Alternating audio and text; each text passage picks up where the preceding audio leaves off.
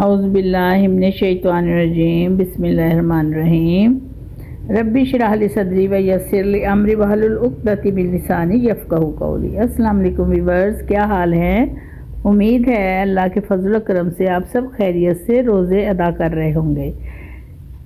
آج 11واں روزہ ہے اور میں آپ کو اس کے اذکار بتانے لگی ہوں کہ فجر کے بعد سورہ فاتحہ اپنی عمر کے سالوں کی تعداد کے مطابق پڑھے۔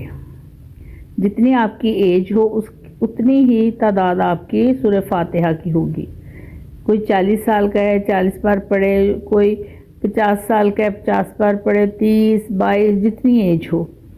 بعد از نماز ظہر سورہ فتح 1 مرتبہ پڑھنی ہے اور عصر کے بعد آپ نے آیت الکرسی 17 بار پڑھنی ہے۔ پھر آپ نے مغرب کے بعد درود شریف اللہم صلی علی سیدنا محمد النبی امی وعلی آلہ وصحبہ وبارک وسلم آپ نے یہ 55 دفعہ پڑھنا ہے۔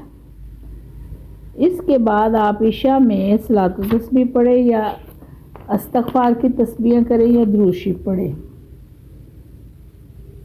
اس کے ساتھ ہی 11ویں روزے کے اذکار ختم ہوئے۔ اللہ حافظ۔